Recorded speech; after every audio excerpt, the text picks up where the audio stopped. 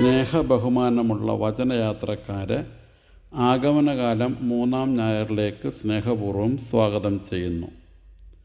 ഈ ഞായറിൽ നമ്മൾ തെളിക്കുന്ന തിരി പിങ്ക് തിരിയാണ്. ആട്ടിടയന്മാരുടെ തിരിയെന്നും ആനന്ദത്തിൻ്റെ തിരിയെന്നും ഈ തിരി അറിയപ്പെടുന്നു.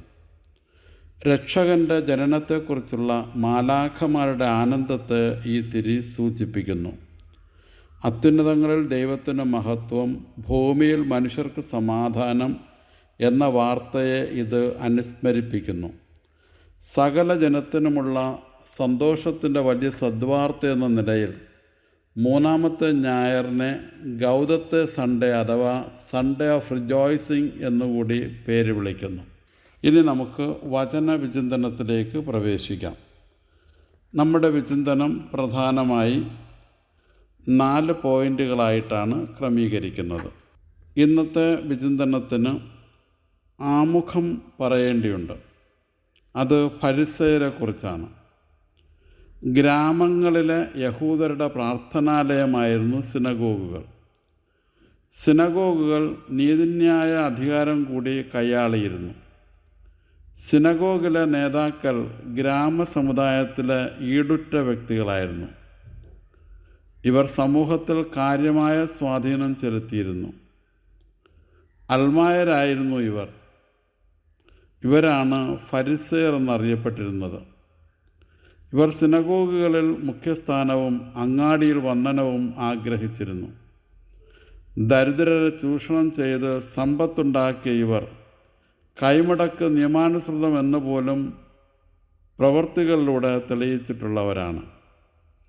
ഈ പശ്ചാത്തലത്തിൽ നിന്നുകൊണ്ടാണ് നമ്മൾ ഇവരുടെ ചോദ്യം മനസ്സിലാക്കേണ്ടത്.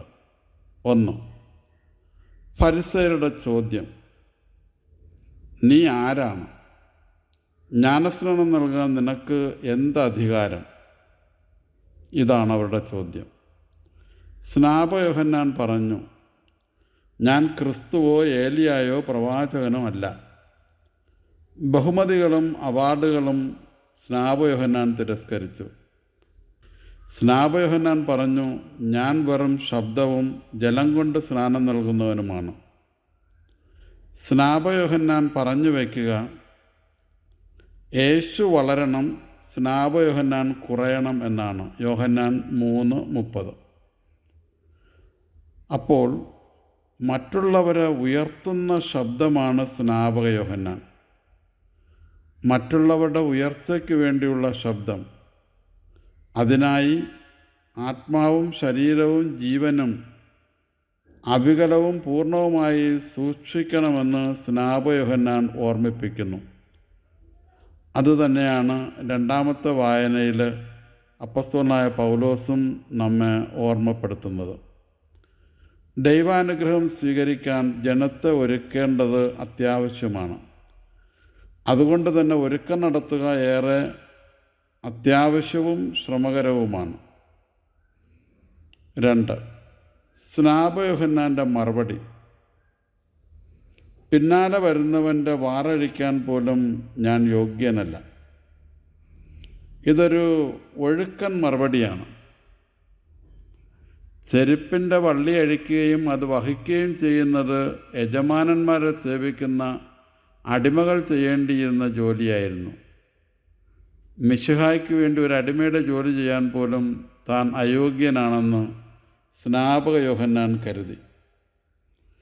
എങ്കിലും യഹൂദ ഗുരുക്കന്മാർ ഇങ്ങനെയും പഠിപ്പിച്ചിരുന്നു: ശിഷ്യൻ ഗുരുവിന് വേണ്ടി ചെരുപ്പിൻ്റെ വള്ളി അഴിക്കുന്നതൊഴികെ സേവകർ ചെയ്യുന്ന മറ്റു ജോലികളെല്ലാം ചെയ്യാൻ കടപ്പെട്ടവനാണ്. അടിമയുടെ യോഗ്യത പോലും ഇല്ലെന്ന് പറയാൻ കാരണം, ഇതിനകം തന്നെ യേശു സ്നാനം സ്വീകരിച്ച് കാണും എന്ന് നമുക്ക് ചിന്തിക്കാം. മറ്റൊന്ന്, സ്വർഗം സാക്ഷ്യപ്പെടുത്തിയത് നേരിട്ട് കാണുകയും കേൾക്കുകയും ചെയ്തവനാണ് സ്നാപക യോഹന്നാൻ. അടുത്ത ചോദ്യം ഇതാണ്: സ്നാനം നൽകാൻ നിനക്ക് എന്ത് അധികാരം? സ്നാപക യോഹന്നാൻ ഏലിയായോ പ്രവാചകനോ രക്ഷകനോ അല്ല. ആയിരുന്നെങ്കിൽ സ്നാനം നൽകുന്നതിൽ ഫരിസേയർക്ക് എതിർപ്പുണ്ടാകുമായിരുന്നില്ല. അതുകൊണ്ടാണ് അവർ ഏറെ അമ്പരന്നത്. സ്നാപക യോഹന്നാനെ ഒരു പ്രവാചകനായി ജനം അംഗീകരിച്ചിരുന്നില്ല. പ്രവാചകനാണെങ്കിൽ വിജാതിയർക്ക് മാത്രം സ്നാനം നൽകിയാൽ മതി, യഹൂദർക്ക് നൽകേണ്ട കാര്യമില്ല. സ്നാപക യോഹന്നാൻ്റെ അഭിപ്രായം എല്ലാവരും മാനസാന്തരപ്പെടണമെന്നാണ്. യേശുവിനെ സ്വീകരിക്കുവാൻ യഹൂദരായാലും വിജാതിയരായാലും മാനസാന്തരപ്പെട്ടേ മതിയാകൂ. അതാണ് സ്നാപക യോഹന്നാൻ്റെ നിലപാട്. ഇത് യഹൂദർക്കത്ര സ്വീകാര്യമായി തോന്നിയതുമില്ല. 3. യേശു സ്നാപക യോഹന്നാനേക്കാൾ വലിയവനാണ്. അത് പല തലങ്ങളിലും യേശു സ്നാപക യോഹന്നാനേക്കാൾ വലിയവനെന്ന് നമുക്ക് മനസ്സിലാക്കാൻ കഴിയും. പ്രധാനമായി 6 തലങ്ങൾ ചൂണ്ടിക്കാണിക്കുകയാണ്. 1. വ്യക്തി എന്ന നിലയിൽ ദൈവകൃപ യേശുവിനോടൊപ്പം ഉണ്ടായിരുന്നതായി ലൂക്ക 2:40 സൂചിപ്പിക്കുന്നു.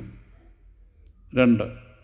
സുവിശേഷ പ്രഘോഷണത്തിൽ യേശുവിൻ്റെ വാക്കുകൾ ആത്മാവും ജീവനുമെന്ന് യോഹന്നാൻ 6:63 കാണുന്നു.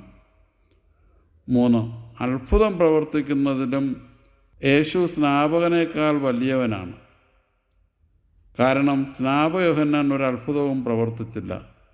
യേശു ആകട്ടെ അത്ഭുതങ്ങളുടെ നീണ്ട നിര തന്നെ നമ്മുടെ മുമ്പിൽ അവതരിപ്പിക്കുന്നു. 4. പ്രവർത്തനം തുടരുന്നതിൽ സ്നാപക യോഹന്നാൻ്റെ ശിഷ്യരുടെ പ്രവർത്തനങ്ങളുടെ പരാമർശം നടപടി പുസ്തകം 19:1-7 വരെയുള്ള വചനങ്ങളിൽ കാണുന്നു. എന്നാൽ യേശുവിൻ്റെ ശിഷ്യരാകട്ടെ ഇന്നും പ്രവർത്തിച്ചു കൊണ്ടിരിക്കുന്നു. 5. മരണത്തിൽ സ്നാപക യോഹന്നാൻ്റെ പ്രവർത്തനം മരണത്തോടെ തീർന്നു. യേശുവിൻ്റെ പ്രവർത്തനം ഇന്നും തുടർന്നുകൊണ്ടിരിക്കുന്നു. 6. മാനവഹൃദയങ്ങളെ സ്വാധീനിക്കുന്നത് സ്നാപകൻ സ്നേഹിച്ചത് ജീവിച്ചിരുന്നപ്പോൾ, എന്നാൽ യേശു ഇന്നും സ്നേഹത്തിലൂടെ ആളുകളെ സ്വാധീനിച്ചു കൊണ്ടേയിരിക്കുന്നു. യേശുവിന് മരണം ജീവൻ്റെ പുലരിയും ഉത്ഥാനവുമാകുന്നതും അതുകൊണ്ട് തന്നെ. 4. സ്നാപക യോഹന്നാൻ്റെ സ്നാനം കുമ്രാനിലെ സ്നാനത്തിൽ നിന്ന് 3 കാര്യങ്ങളിൽ അന്തരം പുലർത്തിയെന്ന് ബെനഡിക്റ്റ് 16 പാപ്പ പറഞ്ഞു വയ്ക്കുന്നു. 1. കുമ്രാനിലെ സ്നാനം ആവർത്തന സാധ്യതയുള്ളതായിരുന്നു. എന്നാൽ സ്നാപക യോഹന്നാൻ ആധികാരികമായി ആവശ്യപ്പെട്ട സ്നാനം ഒരിക്കൽ മാത്രമേ സ്വീകരിക്കാൻ കഴിയുമായിരുന്നുള്ളൂ. കാരണം സാധാരണമായുള്ള മതാത്മക ദേഹശുദ്ധിയിൽ നിന്ന് വ്യതിരിക്തമായിരുന്നു സ്നാപകൻ ആജ്ഞാപിച്ച സ്നാനം. 2. ജീവിതകാലം മുഴുവൻ നീണ്ടു നിൽക്കുന്ന ഒരു ദിശാബോധത്തിലേക്ക് നയിക്കുന്ന മാനസാന്തരത്തിൻ്റെ മൂർത്തമായ ആവിഷ്കാരമായിരുന്നു ആ സ്നാനം. വേറിട്ട വഴിയിൽ പുതിയ തരത്തിലുള്ള ചിന്തയ്ക്കും പ്രവർത്തനത്തിനും ആഹ്വാനം ചെയ്യുന്ന നവദർശനവുമായി ബന്ധപ്പെട്ടാണ് ആ സ്നാനം നിലകൊണ്ടത്. 3-ാമത്തേതാണ് ഏറ്റവും പ്രധാനപ്പെട്ടത്. ദൈവത്തിൻ്റെ ന്യായവിധിയുടെ പ്രഖ്യാപനവും തന്നേക്കാൾ വലിയവൻ ഒരുവൻ്റെ, അതായത് അതീതനും വേറിട്ടവനും അന്യനുമായ ഒരുവൻ്റെ ആഗമനത്തെക്കുറിച്ചുള്ള അറിയിപ്പും സ്നാപകൻ്റെ ജ്ഞാനസ്നാനത്തിൻ്റെ അവിഭാജ്യ ഘടകമായിരുന്നു. ദൈവം നമ്മെ അനുഗ്രഹിക്കട്ടെ. സ്നേഹപൂർവ്വം ഫാദർ നിക്കോളാസ് ടി.